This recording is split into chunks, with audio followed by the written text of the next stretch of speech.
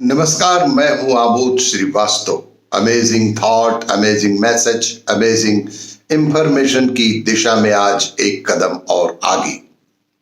आज की इस ऐतिहासिक घटना की जानकारी आपके समक्ष प्रस्तुत है। इसका शीर्षक है ठाकुर सुजान सिंह।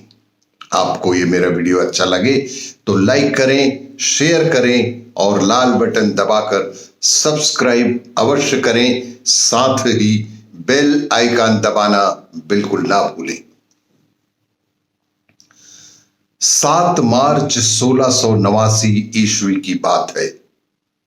ठाकुर सुजान सिंह अपनी शादी की बारात लेकर जा रहे थे। 22 वर्ष के सुजान सिंह किसी देवता की तरह लग रहे थे।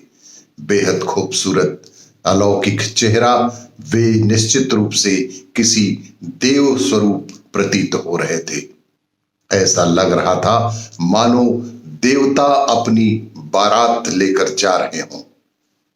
उन्होंने अपने दुल्हन का मुख भी नहीं देखा था। उन्होंने अपनी नई नवेली दुल्हन का मुख भी नहीं देखा था। शाम हो चुकी थी, इसलिए रात्रि विश्राम के लिए छपोली में ही पड़ाव डाल दिया गया। रात्रि विश्राम के लिए छापोली में ही पड़ाव डाल दिए गए। कुछ ही क्षणों में उन्हें गायों में लगे घुंघरुओं की आवाजें सुनाई देने लगी। कुछ ही क्षणों में उन्हें गायों में लगे घुंघरुओं की आवाजें सुनाई देने लगी। आवाजें स्पष्ट नहीं थीं। सुजान सिंह को वे आवाजें कुछ स्पष्ट समझ में नहीं आ रही थीं। फिर भी वे सुनने का अथक प्रयास कर रहे थे, मानो वो आवाजें उनसे कुछ और ही बात कह रही थी। सुजान सिंह बेहद ही ज्ञानी और बेहद ही कुशल शासक के रूप में रहे हैं। उन्हें उस आवाज में कुछ अजीब सा लग रहा था। सुजान सिंह ने अपने लोगों से कहा कि शायद ये चरवाहों की आवाज है, जरा सुनो वे क्या कहना चाहते हैं। तभी गुप्तचरों ने सूचना दी कि युवराज, ये लोग कह रहे हैं कि कोई फौज देवड़े पर आई है। ये लोग कह रहे हैं कि कोई फौज देवड़े पर आ गई है। वे चौंक पड़े और फिर कहा कि कैसी फौज और किसकी फौज, किस मंदिर पर आई है वो फौज। तभी उनमें से एक ने कहा कि युवराज, ये औरंगजेब की बहुत ही विशाल सेना है, जिसका सेनापति दराब खान है। औरंगजेब के इस विशाल सेना का सेनापति दराब खान स्वयं है, जो खंडेला के बाहर पड़ाव डाल रखी है। उस सेनापति ने खंडेला के बाहर ही पड़ाव डाल रखी है और कल खंडेला स्थित भगवान श्री कृष्ण मंदिर को तोड़ने का आज संकल्प लिया गया है। निर्णय हो चुका था कि एक ही पल में सब कुछ बदल गया।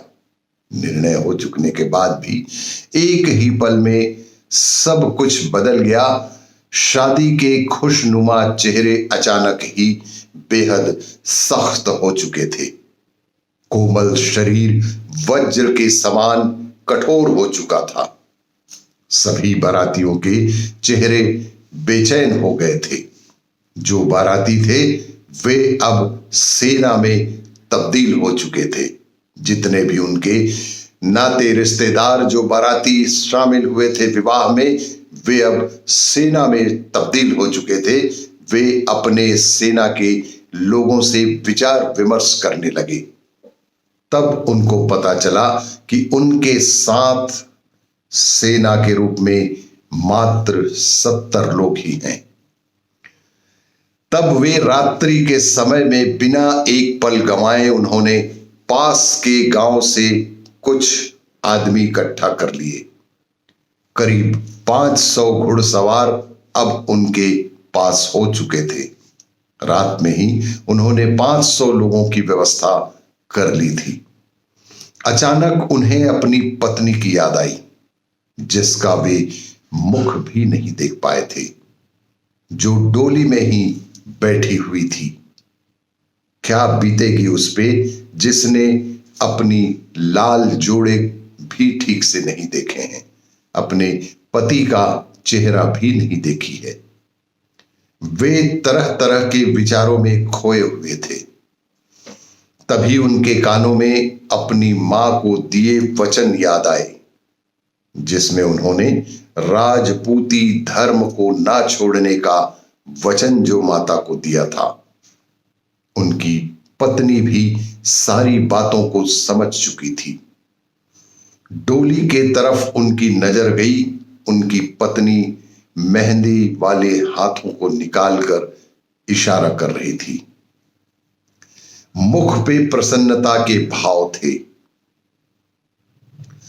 वो भी एक सच्ची छत्राणी के कर्तव्य निभा रही थी, मानो वो खुद तलवार लेकर दुश्मन पे टूट पड़ना चाहती थी, परंतु ऐसा नहीं हो सकता था। सुजान सिंह ने डोली के पास जाकर डोली को और अपनी पत्नी को प्रणाम किए और कहारों और नाई को डोली सुरक्षित रूप से अपने राज्य भेज देने का आदेश दिया और खुद खंडेला को घेर कर उसकी चौकसी करने में लग गए। लोग कहते हैं कि मानो खुद कृष्ण उस मंदिर की चौकसी कर रहे थे। उनका मुखड़ा भी भगवान श्री कृष्ण की ही तरह चमक रहा था।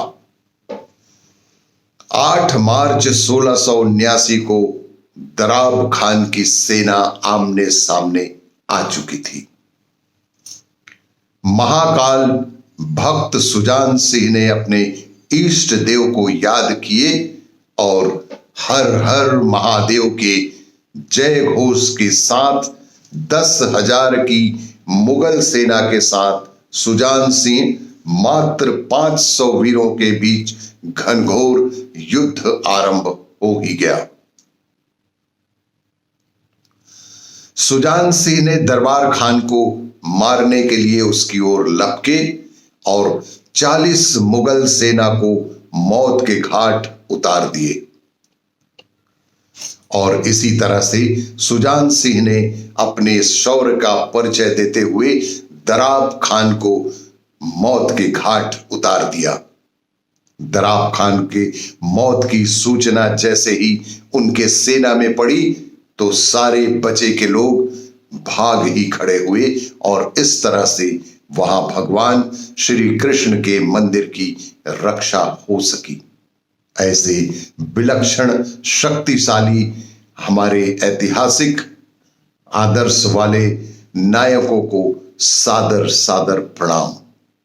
आपको ये मेरा वीडियो अच्छा लगे तो लाइक करें, शेयर करें और सब्सक्राइब अवश्य करें। धन्यवाद।